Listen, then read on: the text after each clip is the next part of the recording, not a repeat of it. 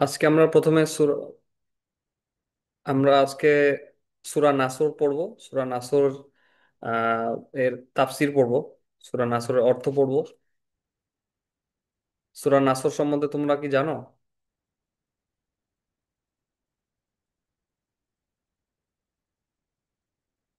সূরা নাসরটা আমরা পড়ব। তারপরে আমরা পড়ব আদব বিষয়ে কয়েকটা লেসন। আদবের ব্যাপারে কয়েকটা লেসন পড়ব। তারপরে কোরআনুল কারিমে আগে যেই আসমানি কিতাবগুলা ছিল, সেই কোরআন সেই আসমানি কিতাবগুলা যে বিকৃত মানে চেঞ্জ হয়ে গিয়েছে, শুধুমাত্র কোরআনুল কারীম শুধুমাত্র সঠিকভাবে আছে সেই বিষয়টা কোরআনে সূরায় কোথায় বলা হয়েছে সেটা আমরা জানাবো। আরো কিছু টপিক আহ পড়বো আমরা ইনশাআল্লাহ।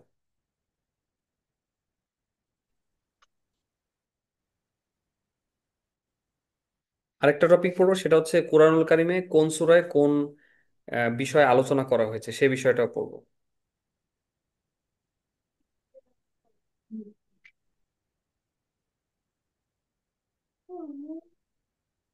কোনটার সাথে আবার তোমার কোনটার সাথে জানি না। ওটার সাথে ওই লোকটার সাথে ও ওটা নিয়ে ওরা একটু নিয়ে জানতে পারতাম যদি দেখছেন আমার মিটার সাথে আচ্ছা, ওই এখন তার আমি কথা আমি তো ফার্স্ট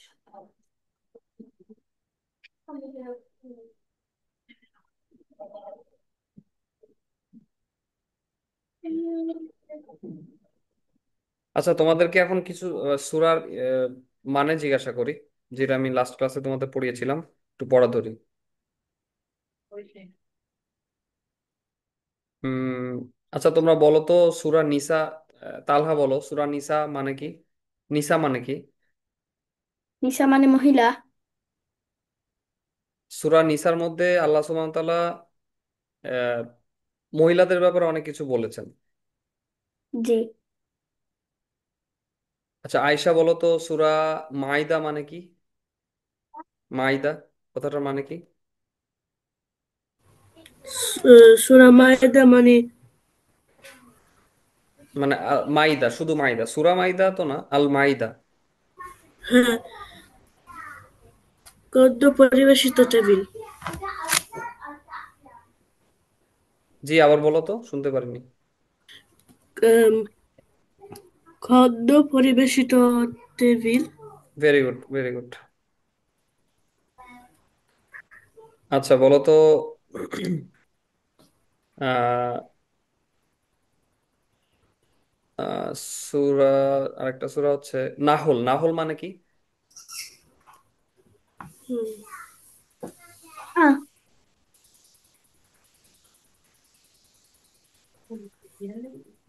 হ্যালো। জি। জি। নাহল মানে কি?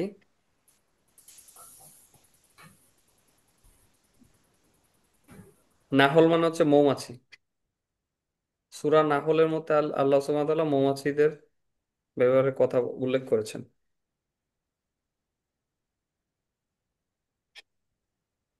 আহ আরেকটা সূরা আছে সূরা আনকাবুত। সূরা এই আনকাবুত মানে কি জানো?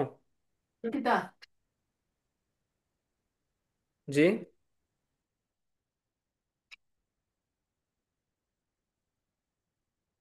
হ্যালো। السلام عليكم ورحمة الله وبركاته. ওয়ালাইকুম আসসালাম ওয়া রাহমাতুল্লাহি ওয়া বারাকাতুহু। আহ কেমন আছো রাজা? الحمد لله ভালো আছি, আপনি কেমন আছেন? আলহামদুলিল্লাহ। আচ্ছা, রাজুয়া বলো তো কাহাফ মানে কি?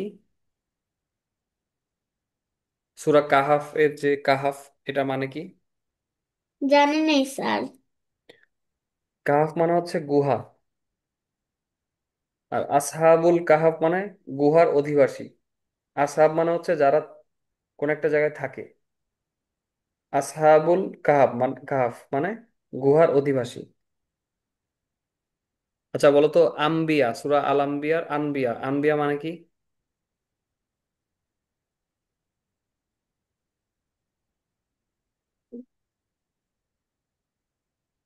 আম- আমি হোমওয়ার্কটা করতে পারিনি, সরি। আমি হোমওয়ার্কটা সমস্যা, করতে পারিনি নো তখন। প্রবলেম। আমি অন্য যারা আছে তাদেরকে জিজ্ঞাসা করছি। আয়শা বলো তো, আনবিয়া মানে কি?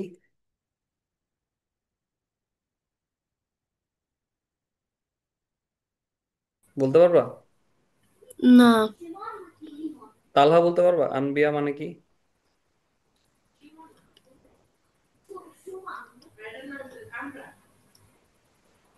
তালহা? স্যার, আম্বিয়াও তো নবী রাসূল। নবীগণ। নবী। জি, নবীগণ। আচ্ছা, একটু স্ক্রিনশট দিয়ে দেখাই তোমাদের। আহ বনি ইসরাইল মানে কি? বর্তমান ইসরায়েল। না, বনি ইসরাইল মানে হচ্ছে ইসরায়েলের সন্তানরা। ইসরায়েলের, ইসরায়েল, ইসরায়েলের বংশধর। হ্যাঁ, ইসরায়েলের বংশধর, ইসরায়েলের সন্তানগণ।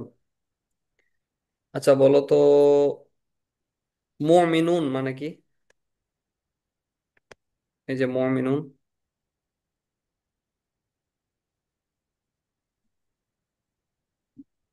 দেখা গেল। এই যে মুমিনুন, মুমিনুন কথাটার মানে কি?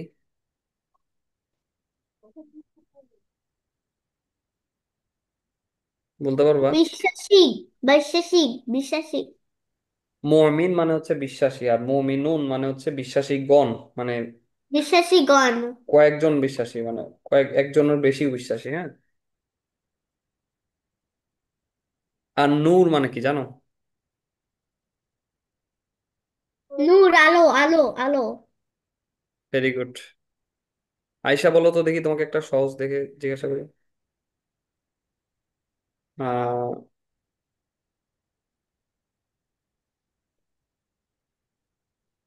দেখি তো সহজ।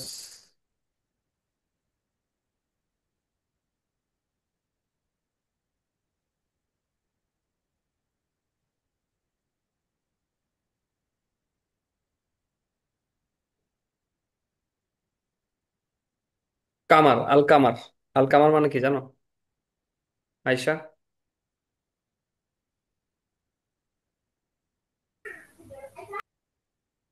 বলতে পারবা?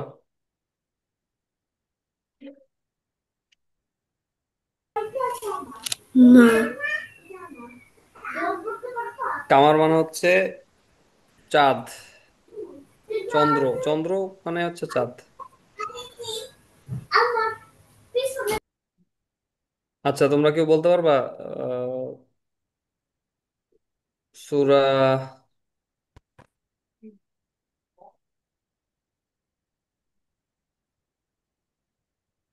শুআরা, শুআরা মানে, শুআরা মানে বলতে পারবা?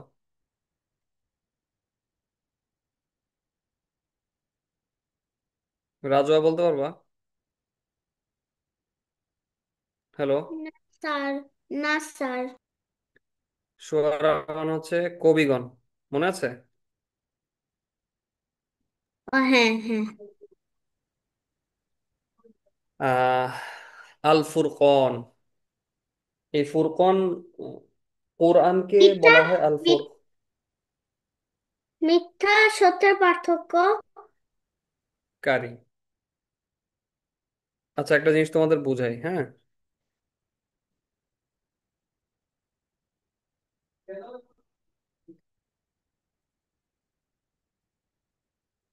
সত্য মিথ্যার পার্থক্য নির্ধারণকারী গ্রন্থ আল ফুরকন। এখন আমি যদি তোমাদের একটা জিনিস বলি, দেখাই, হ্যাঁ।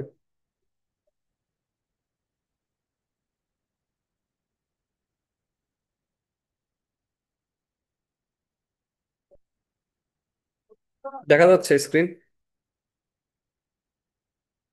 জি স্যার। আচ্ছা, সত্য ও মিথ্যার পার্থক্যকারী আল ফুরকন।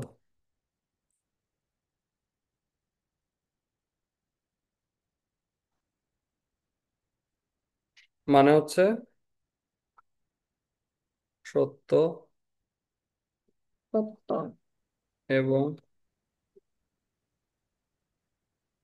না, ই, না, তুমি জানো? মিথ্যা এর পার্থক্য। না, ওভাবে না। পার্থক্য, হ্যাঁ, এভাবে। পার্থক্যকারী, বানান একটু ভুল হয়েছে। কে,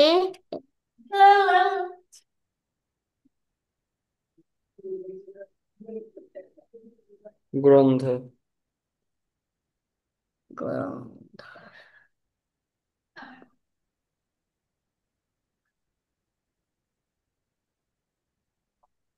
এটা তো লেখা কঠিন হয়ে যাচ্ছে। হুম, দিয়েছো গ্রন্থ, আচ্ছা যাই হোক, বই। বই লিখি, হ্যাঁ। গ্রন্থ মানে হচ্ছে বই। আচ্ছা, বি, তোমরা কি জানো যে আহ, বাইবেলের মধ্যে অনেক স্টোরি আছে? জি, জি, স্টোরি আছে না অনেক জি, বাইবেলে? জি। আবার বেদ, বেদের নাম শুনেছো? না, না। বেদ হচ্ছে হিন্দুদের, হিন্দুদের একটা ধর্মগ্রন্থ, মানে হিন্দুদের যে স্টোরিগুলো আছে সেগুলোর, এই যে দাঁড়াও দেখাই, বেদ, দ্য হিন্দু স্ক্রিপচার্স, বেদাস, বেদাস ওরা বলে, বেদাস, হ্যাঁ। এই যে দাঁড়াও দেখাই। জেরাস। আহ, এই যে অনেকটা এরকম, এরকম অনেক মূর্তি টূর্তি আছে, বুঝছো? দেখা যাচ্ছে, দেখা যাচ্ছে এটা, দেখো তো ভালো। ছবিগুলোর ছবি দেখা যাচ্ছে, এবার দেখা যাচ্ছে। আচ্ছা, ওদের একটা ভাষা, ওই ভাষার মধ্যে দিয়ে লেখা, সংস্কৃত ভাষা, হ্যাঁ। সংস্কৃত ইজ এ ল্যাঙ্গুয়েজ, সংস্কৃত। এখন বেদের মধ্যে একটা স্টোরি আছে, হ্যাঁ। স্টোরিটা এরকম যে ধরি বেদের স্টোরি আছে যে আহ, ভগবান নামে একজন ছিল, ভগবান বলে একজন ছিলেন, তিনি বিবাহ মানে বিয়ে করেছিলেন, যিনি কিনা এই পৃথিবী সৃষ্টি করেছেন। বেদের মধ্যে একটা স্টোরি আছে, ঠিক আছে। আবার এই বাইবেলের মধ্যে একটা সাইডে আর স্টোরি, মানুষ এভাবে বানায়, আবার বাইবেলের মধ্যে আরেকটা স্টোরি মানে আছে যে বানিয়ে। জিতু, বাইবেলের মধ্যে আরেকটা স্টোরি আছে ওরকম। কিন্তু আমরা আসলে কোনটা সত্যি, কোনটা কোন কোন স্টোরিটা সত্যি আর কোন স্টোরিটা মিথ্যা, এটা বুঝবো কিভাবে? কোরআনের মধ্যে যেটা বলা আছে, ঠিক না? কি? আয়শা, তুমি কি বুঝতে পেরেছো? হ্যাঁ। মানে বাইবেলের মধ্যে একটা স্টোরি আছে, ধরো মোহাম্মদ সাল্লাহ সাল্লাম বা ধরো সোলাইমান আলাইহিস সালামকে নিয়ে বাইবেলের মধ্যে একটা কথা লেখা আছে, আবার কোরআনের মধ্যেও লেখা আছে। তাহলে সঠিক বর্ণ। কোনটা সেটা বোঝার জন্য আমাদের কোরআনের মধ্যে কি বলা হয়েছে সেটা দেখবো। এই জন্য কোরআনুল কারীমকে বলা হয় আল ফুরকন। কি বলা হয় আয়শা? আর আল পুরো ফুরকান। কোরআন। আল ফুরকন মানে সত্য এবং মিথ্যা এর পার্থক্যকারী বই, ঠিক আছে। এই ঠিক আছে। পবিত্র কোরআনুল কারীমে এই আল ফুরকন নামে হচ্ছে একটা আলাদা সূরা আছে। এই সূরার মধ্যে বলা আছে যে অনেক স্টোরি, মানে স্টোরি না, অনেক আয়াত আছে, এটা আমরা আস্তে আস্তে ইনশাল্লাহ পরে পড়বো। তা লোকমান মানে কি জানো?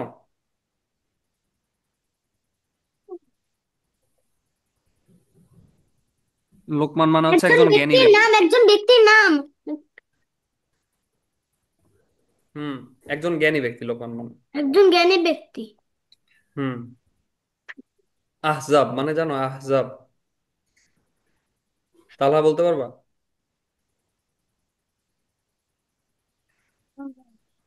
জোট, জোট মানে কি মনে আছে? দাঁড়াও, জোট মানে কি দেখাই। কোনো কিছু একসাথে আটকে থাকা।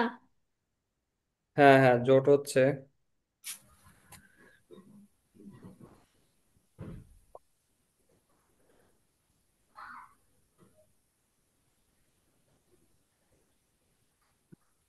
এই যে জোট, ঠিক আছে? বুঝছো? হুম। আচ্ছা। আহ সাবা, সাবা কে জানো? রানী সাবা, সুলাইমান আলাইহিস সালামের রানী সাবা। হ্যাঁ হ্যাঁ। তোমরা কি স্টোরিটা শুনবা আজকে, যে সুলাইমান আলাইহিস সালামের সময় যে রানী সাবা যে ছিলেন? জি। সুলাইমান আলাইহিস সালামের, ওকে। আর সুলাইমান আলাইহিস সালামের যে সময় যে রানী সাবা ছিল, সেই স্টোরিটা আমি একদিন বলবো ক্লাসে, হ্যাঁ, নেক্সট ক্লাসে উস্তাদ, তোমাকে। উস্তাদ, বলো। আমার বড় মার নাম বিলকিস। তাই, মাশাআল্লাহ। ওকে, আচ্ছা বলো তো, সূরা ফাতিহা এটার মানে কি? ফাতিহা মানে? সূরা ফাতিহা মানে সূচনা। Very good. সূচনা মানে স্টার্টিং, ঠিক না? হ্যাঁ। সূরা ফাতিহার মধ্যে কি নিয়ে আলোচনা করা আছে জানো? কি? উম,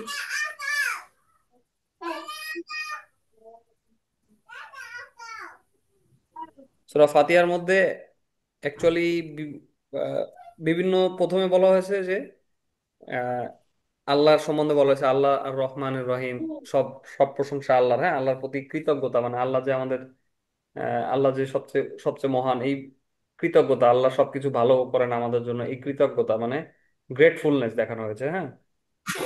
আল্লাহ সম্বন্ধে ভালো কথা বলা হয়েছে, যে আল্লাহ আমাদের জন্য কতটা ভালো করেছেন। হুম। এরপরে দোয়া করা হয়েছে সূরা ফাতিহায়। দোয়া করা হয়েছে না?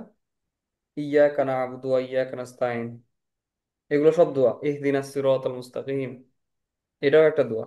সিরাতাল লাযীনা আন'আমতা আলাইহিম, এটাও কিন্তু দোয়া, ঠিক আছে? ওয়াইল মাগদুবি আলাইহিম ওয়ালাদ-দাল্লিন, এটাও কিন্তু দোয়া, জানো? এই যে ইয়াকা না'বুদু ওয়া ইয়াকা নাস্তাইন, এখান থেকে সবটাই দোয়া, ঠিক আছে? এটা আরেকদিন আমি স্টাডি করব। হ্যাঁ।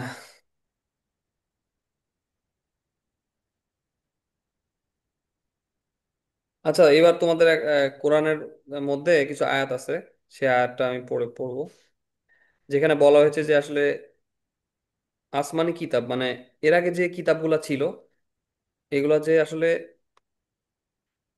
মানুষ চেঞ্জ করে ফেলেছিল, ঠিক না? এই দেখো, কি? সূরা আল বাকারার মধ্যে আল্লাহ সুবহানাহু ওয়া তাআলা বলছেন, সুতরাং ৭৯ নম্বর আয়াতে, সুতরাং দুর্ভোগ তাদের জন্য। কাদেরকে বলছে আল্লাহ?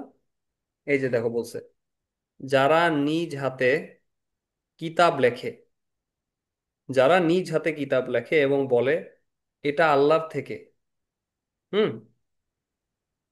এটা আল্লাহর কাছ থেকে, যাতে এর বিনিময়ে তারা সামান্য মূল্য গ্রহণ করতে পারে।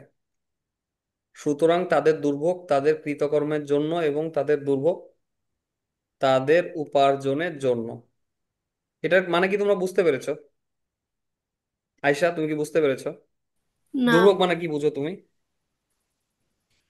উম, দুর্ভোগ মানে হচ্ছে একটা দুঃখের খবর, মানে তাদের, তাদের জন্য কি আছে, কোন একটা ডেঞ্জার আছে, ডেঞ্জার, হ্যাঁ, মানে তাদের, আহ, তাদের জন্য আল্লাহ শাস্তি দিবে, সেটা বলছে, বুঝছো?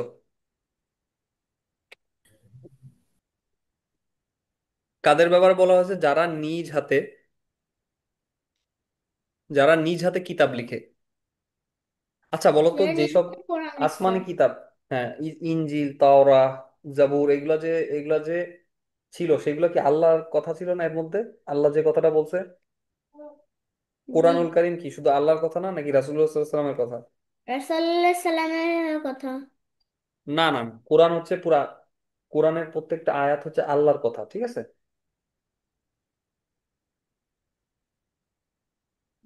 আল্লাহর কথাটাই রাসূলুল্লাহ সাল্লাল্লাহু আলাইহি ওয়াসাল্লাম আমাদেরকে জানাইছেন। আল্লাহ ঠিক যেই কথাটা বলছে রাসূলকে, আল্লাহ ঠিক যে কথাটা রাসূলকে জানাইছে, সেই কথাটাই রাসূল আমাদেরকে বলছে। যেমন দেখো, এই যে একটা জিনিস দেখাই তোমাদের।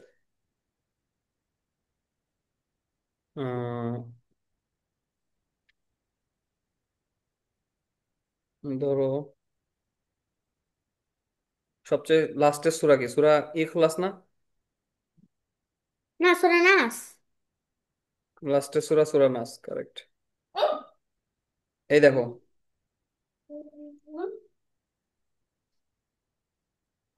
কুল হু আল্লাহু আহাদ,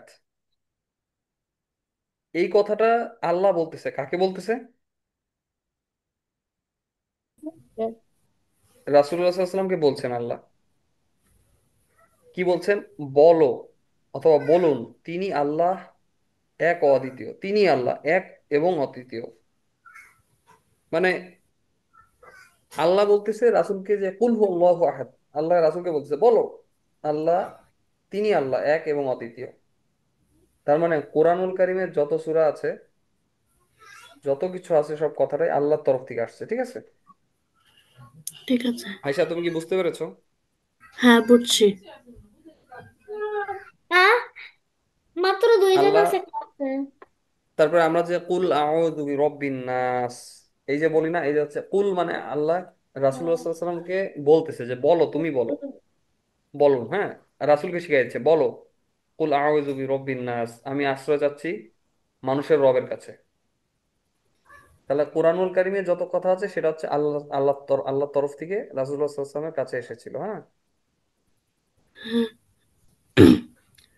তো আমরা কোথায় ছিলাম? আমরা ছিলাম হচ্ছে এইখানে। ও হ্যাঁ, কয়েকটা আয়াত আছে যে আয়াতের মধ্যে আল্লাহ সুবহানাহু ওয়া তাআলা বলছে যে কিভাবে কোরআন, মানে এর আগে যে আসমানি কিতাবগুলো ছিল, যেই কিতাব মানে যে বইগুলো অন্যান্য নবীদের কাছে আল্লাহ পাঠিয়েছিলেন, যে বইয়ের মধ্যে আল্লাহর কথা ছিল, মানে আল্লাহ যে কথাগুলো বলেছিলেন, সেই কথাগুলো কি করছে মানুষজন নিজেদের মতো করে লিখতো। কেউ কেউ, মানে যারা খারাপ ছিল, ক্রিমিনাল, যারা যারা মানে মানুষদের মধ্যে খারাপ লোক ছিল, তারা কি করতো, কেউ কেউ নিজ হাতে কিতাব লেখে এবং বলে এটা আল্লাহর কাছ থেকে, যাতে এর বিনিময়ে সামান্য মূল্য গ্রহণ করতে পারে। সুতরাং তাদের দুর্ভোগ তাদের কৃতকর্মের জন্য, এবং তাদের দুর্ভোগ তাদের উপার্জনের জন্য, ঠিক আছে? হুম। সূরা বাকারার মধ্যে আল্লাহ আমাদের জানাইছেন যে আসলে এর আগে যেসব কিতাব আল্লাহ পাঠিয়েছিলেন তার মধ্যে কেউ কেউ এরকম করেছিল। এই জন্য এখন আর আল্লাহর কথাগুলো আর ঠিক মতো নাই, মানুষের কথাও ওটার মধ্যে ঢুকে গেছে। আবার সূরা মায়েদা কি বলছে?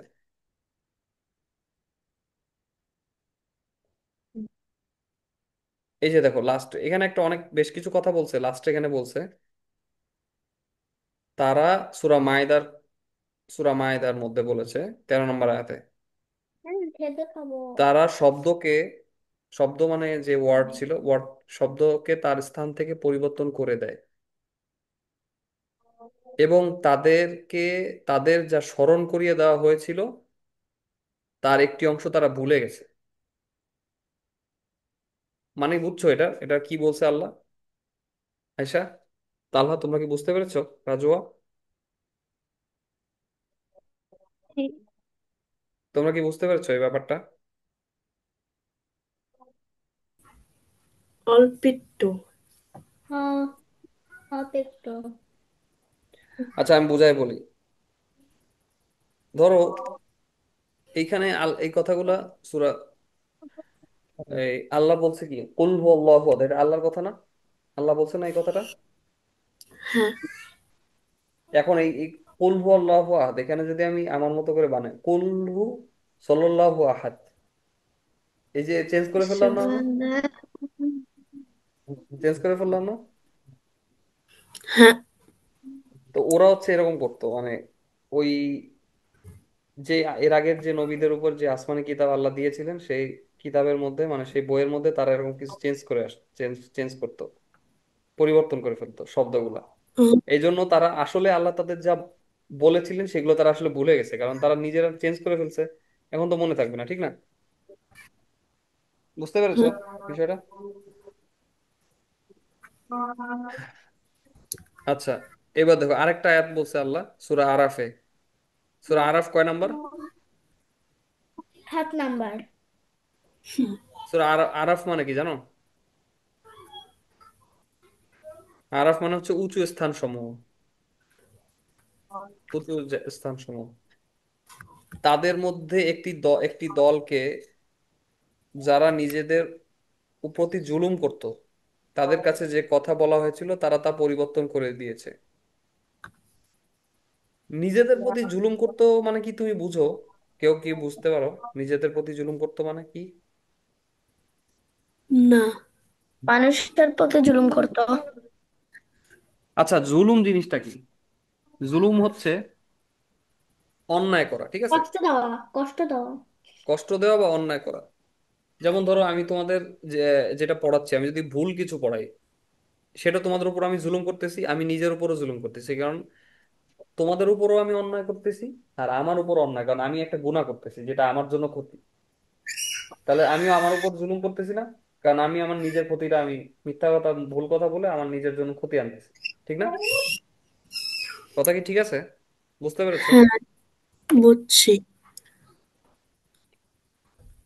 তাহলে যারা জুলুম করে তাদের কি বলে? জালিম বলে। কি বলে?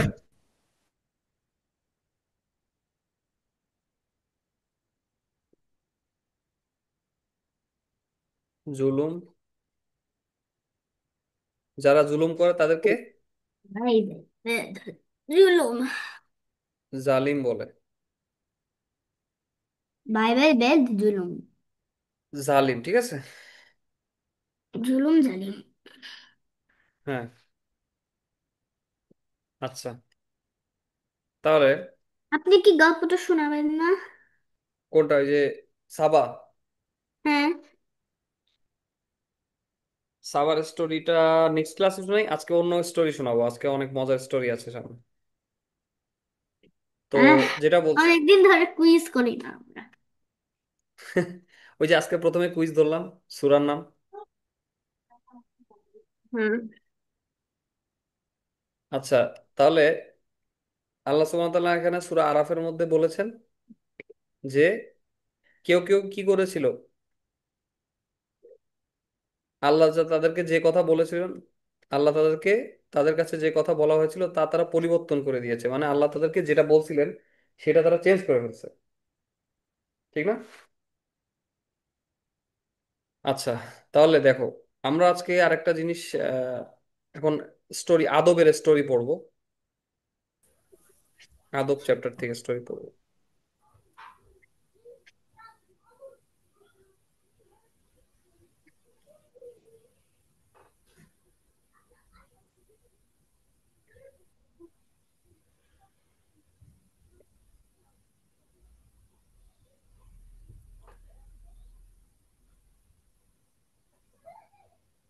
আচ্ছা, আমার এখানে আজান দিচ্ছে, আজানটা শেষ হোক আমরা তারপরে কন্টিনিউ করি, ওকে?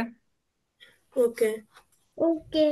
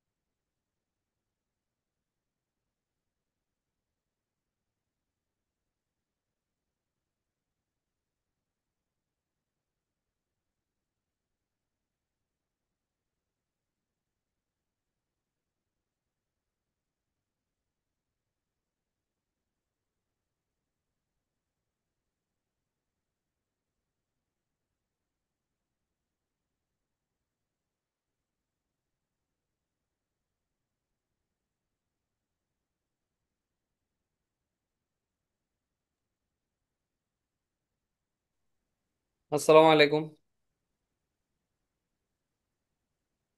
হ্যালো, শোনা যাচ্ছে? ওয়ালাইকুম আসসালাম রহমতুল্লাহি ওয়া বারাকাতুহু। আচ্ছা, আমরা এখন ইলম শেখার যে আদবগুলো সেটা পড়বো প্রথমে। এখানে অনেকগুলো আদব আছে।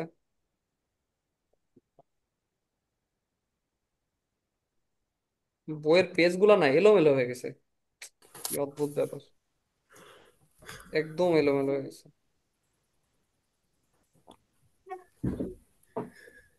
আচ্ছা দেখো, ইলম শেখার আমি কিছু তো আদব আছে, সা- হ্যাঁ। দুই তিন, একটু ওয়েট করো। স্যার, ইলম শিক্ষার আদব আর সালামের আদব এগুলো তো আমার আর নোট খাতায় লেখা আছে। ইলম শেখার আদব লেখা আছে।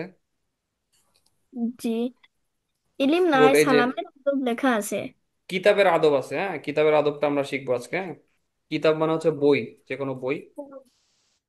তো ইমাম শাফি রাজি রহমতুল্লাহ আলাই ছিলেন। ইমাম শাফি নাম শুনেছো তোমরা? হ্যাঁ। ইমাম জি, শাফির নাম শুনেছো? শুনেছি। ইমাম শাফি হচ্ছে একজন অনেক বড় স্কলার ছিলেন, আহ, গবেষক ছিলেন, ইসলামের অনেক ব্যাপারে বড় অনেক একজন বই লিখেছেন। আলেম। হ্যাঁ, ইমাম শাফি একজন স্কলার, শায়েখ ছিলেন, হ্যাঁ, অনেক বিখ্যাত, অনেক আগের।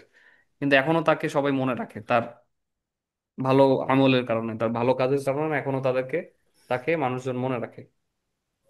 ইমাম শাফি 300 পুস্তিকার হাফেজ ছিলেন। আম উস্তাদ, জি বলো। এই যে কি হয়েছে রাজওয়া, বলো। মানে হ্যালো।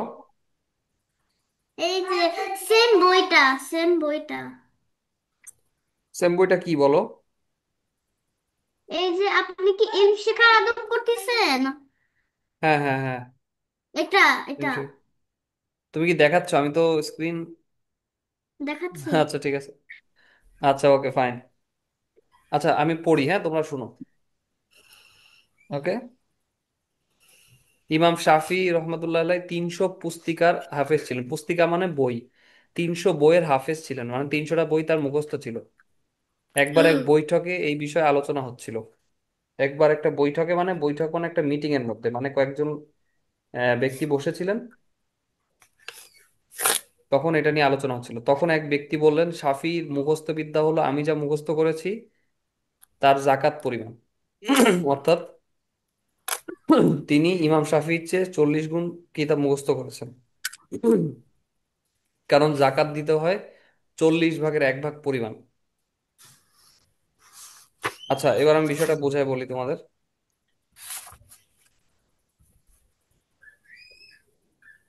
আমাকে দেখা যাচ্ছে?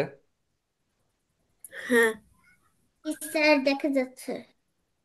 অল্প দেখা যাচ্ছে না? এবার দেখা যাচ্ছে। আচ্ছা, ইমাম শাফি ছিলেন একজন অনেক বড় স্কলার, ঠিক না? অনেক বড় স্কলার, শায়েখ ছিলেন। জি। তিনি কত, 300 বই মুখস্থ করেছিলেন। আরো বেশি হইতে পারে, কিন্তু মানুষজন জানতেন যে 300টা বই তার মুখস্থ ছিল। কিন্তু এই কথাগুলো নিয়ে একটা আলোচনা হচ্ছিল একটা মিটিং এ। আমরা যেরকম একটা মিটিং করছি, বিষয়টা নিয়ে আলোচনা করছি, ঠিক ওরকম একটা মিটিং, মানে একটা বৈঠকে, মানে একটা মিটিং এর মধ্যে এটা নিয়ে আলোচনা হচ্ছিল। তো তখন আরেকজন ছিলেন ওই মিটিং এর মধ্যে। মিটিং মানে বুঝো তো না সবাই? জি, জি। বলছি তো, আমরা তো এখন এটা করতেছি। গুড। তো জি। ওইখানে ওই কথার মধ্যে আরেকজন ছিলেন যিনি বলেন যে আমি, মানে যতটুকু মুখস্থ করেছি সেটা জাকাত পরিমাণ হচ্ছে ইমাম শাফির মুখস্থ। তার মানে জাকাত মানে 40 ভাগের 1 ভাগ হচ্ছে জাকাত দিতে হয়। তোমার সম্পত্তি যেটা আছে সেটা 40 ভাগের 1 ভাগ জাকাত দিতে হয়, মানে যেটা তোমার যদি তোমার জাকাতের দেওয়ার মতো নিসাব, মানে সম্পত্তি অনেক বেশি থাকে, সেক্ষেত্রে তুমি কতটুকু জাকাত দিবা? তোমার সম্পত্তি টোটাল যতটুকু আছে তার 40 ভাগের 1 ভাগ দিবা, ঠিক আছে? এখন সেক্ষেত্রে ওই লোকটা বোঝাচ্ছে যে ইমাম শাফির চেয়ে আমার 40 গুণ বেশি সম্পদ, মানে বই মুখস্থ, এটা বলেছে, ঠিক আছে? এরপর কি বললো পড়ি তারপর। এই হিসাব গণনা করে দেখা গেল সত্যি তিনি 12,000 কিতাব মুখস্থ করেছিলেন। কতগুলো কিতাব, কতগুলো বই? 12 12,000। হাজার হ্যাঁ, বই তিনি মুখস্থ করেছিলেন। তোমরা কি জানো যে আগের যুগের, মানে আগে আগে মানে আমাদের চেয়েও ধরো আরো আগে যারা ছিলেন, আমাদের বাপ দাদা দাদা তাদের আগের আমলের যারা ছিলেন, বা আরবি মানে মক্কা এবং ওইসব এলাকার মানুষদের স্মৃতিশক্তি খুব ভালো ছিল। মানে মেমোরি, মানে তাদের মুখস্থ করার ক্ষমতা অনেক বেশি ভালো ছিল, জানো সেটা? খুব ভালো মেমোরি ছিল তাদের, কোনো কিছু তারা সহজে মুখস্থ করতে পারতেন। এই 12,000 কিতাব যিনি মুখস্থ করেছেন তিনি হচ্ছে বিখ্যাত ফকিহ। ফকিহ মানে, ফকিহ কথাটা হচ্ছে, আমি বুঝাই বলি তোমাদের। ফকির ফকির বলতেছেন? না না, ফকির না। ফকিহ মানে হচ্ছে, ফকির। হ্যাঁ, যিনি ইসলামিক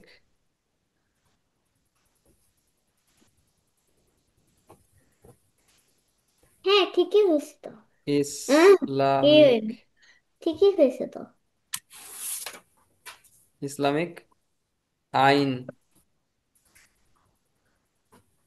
ভালো জানেন। হ্যালো। আইন মানে, um, ইসলামিক আইনকে বলা হয় ফিক। ফিক ফিক কি বলা হয়? ঠিক। কিন্তু ওখানে বর্তমানে আপনি লিখছেন ফকির, লিখছেন ফকির। ইসলামিক আইনকে বলা হয় ফিক, আর ফকিহকে যিনি ইসলামিক আইন ভালো জানেন। ঠিক আছে। আচ্ছা, তাহলে হয়েছিল স্টোরি।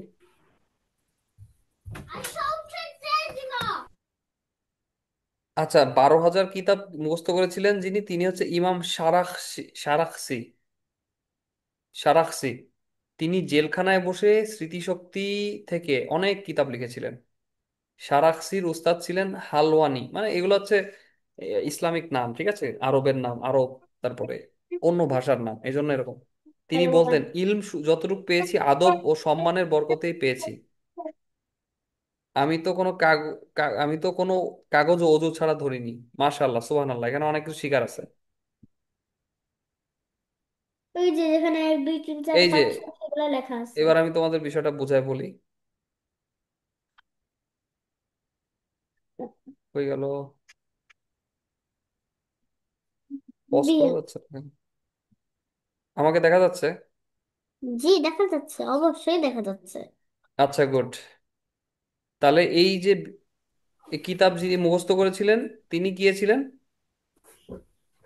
ফকিহ সারকাসি। ফকিহ ইমাম সারাখসি। সারাখসি ফকির। হচ্ছে, ফকির ইমাম সারকাসি। সারাখসি ছিলেন যিনি এই 12,000 12,000 বই তার মুখস্থ ছিল। kitab. হ্যাঁ। হ্যাঁ, 12,000 কিতাব। হ্যাঁ, তা আহ। তিনি কি বললেন, মানে 12,000 কিতাব মুখস্থ তিনি বললেন যে আমি যে এই যে এতগুলো বই আমার মুখস্থ, আমি যে এতগুলো জ্ঞান আমি আমার মধ্যে জ্ঞান আছে, এগুলো আমি আদবের কারণে শিখেছি, মানে আদব, বইয়ের প্রতি আমার যে আদব ছিল সেই বরকতে পেয়েছি। সে বলতেছেন, তিনি বলছেন যে বইয়ের প্রতি আমার যে সম্মান, আমি বইকে খুব সম্মান করতাম, এবং তিনি অজু ছাড়া কোনো বইয়ের পেজ ধরতেন না। কেমন? তার মানে জ্ঞান, জ্ঞান জিনিসটা Normal ইলম boy. ইলম। উজু উজু ছাড়া কোনো বই ধরতেন না। আজকে হ্যাঁ হ্যাঁ কেমন কোনো তিনজন স্টুডেন্ট আসতেছে, কেউই হ্যাঁ, আজকে আসতেছে অনেক না। কম। তার মানে এখানে একটা অনেক শিখার কিছু আছে আমাদের। আমাদের যে আমরা যে জ্ঞানটা অর্জন, ইলম যেটা আমরা শিখবো, সেটার প্রতি আমাদের সম্মান দেখাইতে হবে। সেটা অজু সম্মান ছাড়া কি দেখালে সে আদব, হ্যাঁ, আদব দেখাইতে হবে। জি বলো। অজু ছাড়া কি একটা নর্মাল বই ধরতো না?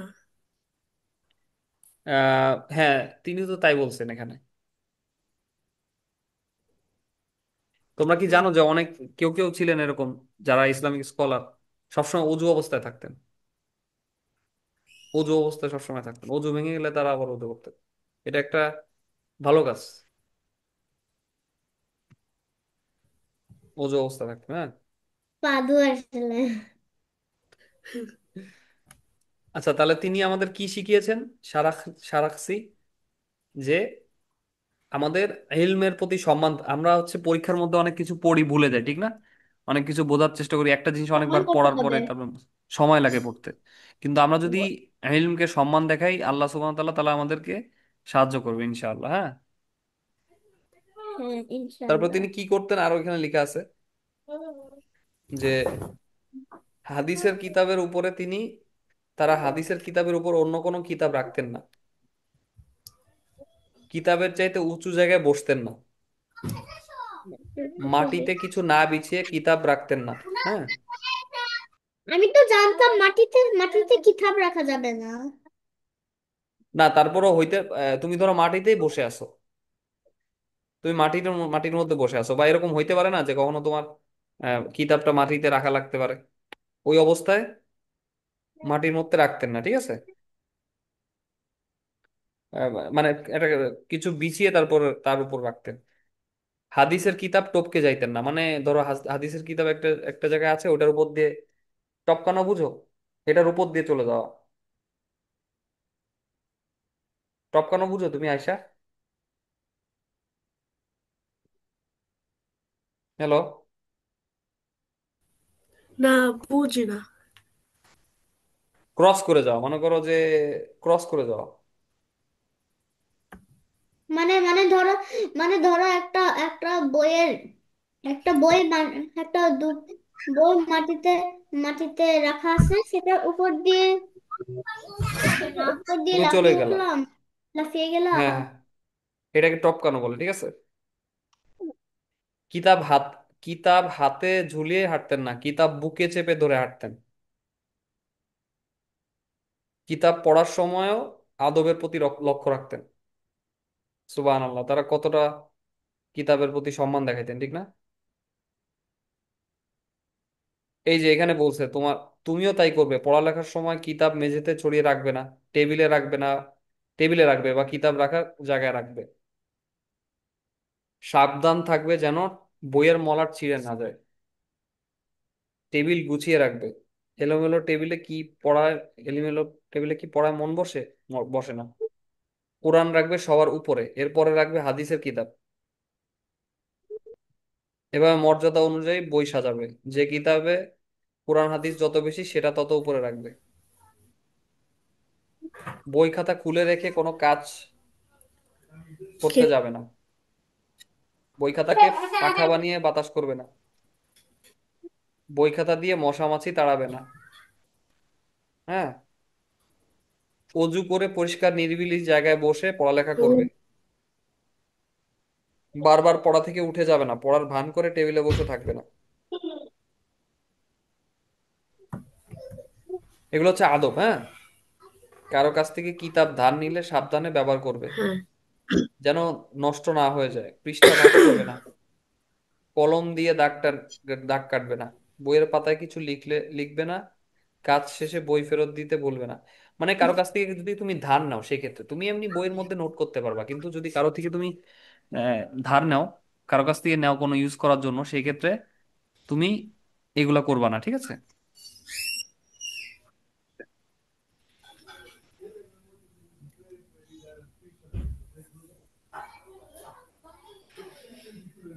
আচ্ছা, আমরা আরেকটা আদব পড়বো, সেটা হচ্ছে মনে রাখো, যদি তোমার সবটুকু ইলমের জন্য বিলিয়ে না না, ইলম তোমাকে কিছুই দেবে না। হ্যাঁ, ভেরি গুড। কোরআন পড়ার কিছু আদব আছে, সেটা হচ্ছে এই যে এখানে কোরআন পড়বে আল্লাহকেও খুশি করার জন্য। কোরআন পড়বে আল্লাহকে খুশি করার জন্য। কোরআন পড়ার আগে অজু করে কিবলামুখী হয়ে বসবে। তারপরে 3 নাম্বার কি আছে? শুদ্ধ উচ্চারণে সুন্দর কণ্ঠে তিলাওয়াত করবে। কেমন? তিলাওয়াতের আগে আউজুবিল্লাহ বিসমিল্লাহ এগুলো পড়বে। কোরআনকে পবিত্র উঁচু জায়গায় রেখে পড়বে, যেমন রেহাল বা বালিশ বা টেবিলে রাখবে। কোরআন পড়া শেষ করে শেলফে বা টেবিলে তুলে রাখবে, সাবধান থাকবে যেন হাত থেকে কোরআন পড়ে না যায়। কেমন? অর্থ না বুঝে তেলাওয়াত আম, করলেও নেকি পাবে, তবে তবে আয়াতের অর্থ তাফসিরে জানতে হবে। তাফসির মানে কি তোমরা কেউ জানো, আয়শা? একটা আহ বোঝা যায় মনে হয় একটা হাদিসের নাম। আম, না, জানি না। তাফসির হচ্ছে, না আমি বলছি তাফসির কি জিনিস। শুনছি কিন্তু আহ, মানে জানি না। নো প্রবলেম, আমি তোমাদের শেখাচ্ছি।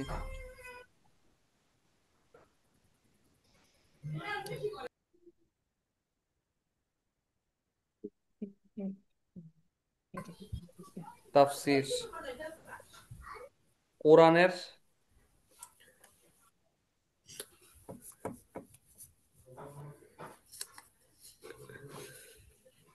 আয়াতের পেছনের কাহিনী।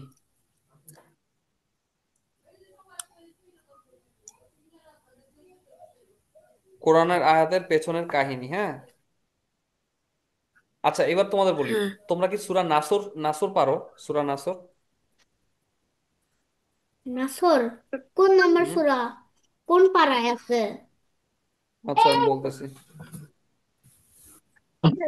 আহ, ইদা জা নাসরুল্লাহি ওয়াল হ্যাঁ, ফাতহ পারি।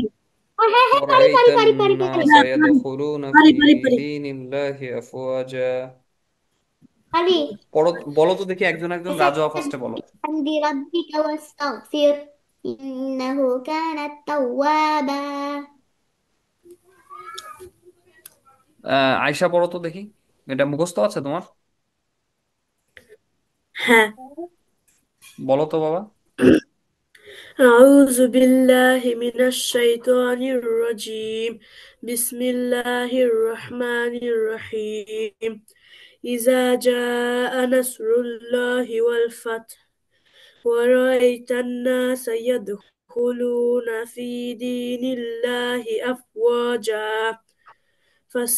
فسبح بحمد ربك واستغفر إنه كان توابا. মাশাআল্লাহ মাশাআল্লাহ, সুবহানাল্লাহ, খুব ভালো হয়েছে। এই দেখো, এবার তোমাদের একটু আমি এটা পড়ে মানে এটার অর্থ পড়ি, হ্যাঁ। ইদা জা, ইদা মানে যখন, ইদা মানে, ইদা মানে যখন, হ্যাঁ। যখন। ইদা জা নাসরুল্লাহ মানে আল্লাহ সাহায্য। সরি, এই যে এতটুকু দাঁড়াও, সরি সরি, দাঁড়াও একটু অপেক্ষা করো, বলে গেছে। আমি কিছু রিয়েলি না। সরি, এটা একটু অপেক্ষা করো, একটু এলোমেলো হয়ে গেল। এই আপনি হাসতেছেন কেন? কি আমি, না আমি তো আসতেছি, হয়। আচ্ছা দেখো, নাসরুল্লাহ, নাসরুল্লাহ মানে আল্লাহর সাহায্য। নাসরুল্লাহি ওয়াল ফাত, ওয়া মানে এবং, ওয়াল ফাত মানে আল্লাহ বিজয়, আল্লাহর সাহায্য এবং বিজয়। যখন আল্লাহর সাহায্য এবং বিজয় আসবে, এবং তুমি লোকদেরকে দলে দলে আল্লাহর দ্বীনে প্রবেশ করতে দেখবে, এটা মানে কোনটা, এই যে ওয়ারাআইতান নাসা ইয়াদখুলুনা, দুখুল মানে হচ্ছে প্রবেশ করা। ওয়ারাআইতান নাসা ইয়াদখুলুনা ফি দীনিল্লাহি আফওয়াজা। ফি মানে মধ্যে, দীনিল্লাহি মানে আল্লাহর দ্বীনের মধ্যে প্রবেশ করতে দেখবে। আচ্ছা এখানে কি কোথাও এই, এটা কোন মানে এই যে এই সূরাটা যে মানে এটা আপনার পড়লাম, এখানে কোন ক্ষেত্রে বলা হয়েছে সেটা কি বলা আছে? মানে যে বিজয় বা সাহায্য, হ্যাঁ, এটা কোন ক্ষেত্রে, এটা কি বলা আছে এখানে? এখানে বলা নাই কিন্তু।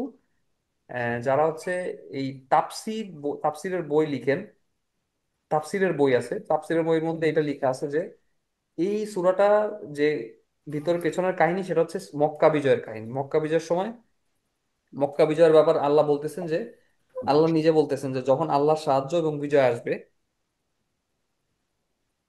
এবং তুমি লোকদেরকে দলে দলে আল্লাহর দ্বীনে প্রবেশ করতে দেখবে। এই স্টোরিটা, এই ঘটনাটা ঘটেছিল মক্কা বিজয়ের পরে। মক্কা বিজয়ের সময় আল্লাহর সাহায্যে মুসলিমরা, রাসূলুল্লাহ সাল্লাল্লাহু আলাইহি ওয়াসাল্লামের দলের লোকরা মক্কাকে বিজয় করে, মানে মক্কায় গিয়েছিলেন, এবং মক্কাকে তারা নিজেদের ইসলাম কায়েম করেছিল। মক্কায়, হ্যাঁ, ইসলামকে মানে মক্কার মধ্যে ইসলাম কায়েম হয়েছিল, মানে ইসলাম, মক্কার মানুষরা ইসলামকে গ্রহণ করেছিল, এবং রাসূলুল্লাহ সাল্লাল্লাহু আলাইহি ওয়াসাল্লাম সেখানে ইসলাম প্রতিষ্ঠা করেছিলেন। প্রতিষ্ঠা মানে সেখানে ইস্টাবলিশ করেছিলেন, ইসলামের নিয়ম কানুন সেখানে মক্কার মধ্যে চালু করেছিলেন, ঠিক আছে। এবং ওই সময়টা মক্কার অনেক লোকজন মক্কার লোকরা দলে দলে ইসলাম গ্রহণ করলো, ইসলাম গ্রহণ করলো তারা। ঠিক আছে। তো ইসলাম গ্রহণ করলো এই কথাটা আসলে মক্কা বিজয়ের স্টোরি, মক্কা বিজয়ের ঘটনাকে কেন্দ্র করে, ব- মক্কা বিজয়ের ঘটনাকে ইঙ্গিত করে বুঝিয়ে এই সূরাটা বলা হয়েছে। আল্লাহ সুবহানাহু ওয়া তাআলা কথাটা বলছে। তাহলে এই যে কথাটা, এই ব্যাপারগুলো কোথায় আছে জানো? তাফসিরের একটা বই দেখাবো তোমাদের। লিটারালি। তাফসিরের একটা বই আমি তোমাদের দেখাবো এখন, দাঁড়াও হ্যাঁ। এখানে আছে কিনা দেখি। তাফসিরে আহসানুল বায়ান, আমার ইসে পিসিতে আছে কিনা দেখি। তাফসিরের একটা বই আমি তোমাদের দেখাইতে চাচ্ছি, দেখি একটু হোল্ড করো।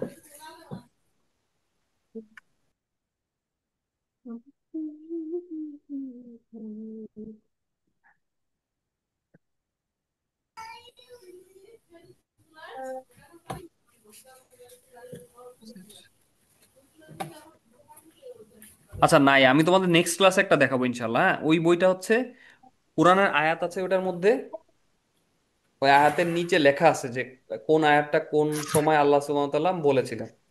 কেমন? নেক্সট ক্লাসে তোমাদের আমি দেখাবো। আজকে আমি একটু 5 মিনিট আগে লিভ নিব, কারণ আমাদের জামাত 7:30টায়, তো আমি নামাজটা পড়তে হবে। এর আগে গতকালকে মানে নেক্সট ক্লাস থেকে আমরা 5 মিনিট আগে শুরু করবো, কারণ এখন ঈশার জামাত হচ্ছে 7:30টায় হয়। ওকে। ওকে। তাহলে আজকে এই পর্যন্তই থাক, নেক্সট ক্লাসে আমরা নতুন আরো অনেক কিছু করবো ইনশাআল্লাহ। আসসালামু আলাইকুম রহমতুল্লাহ। ওয়ালাইকুম ওয়ালাইকুম সালাম। আসসালাম ওয়া রাহমাতুল্লাহি ওয়া বারাকাতুহু। সবার জন্য অনেক দোয়া থাকলো।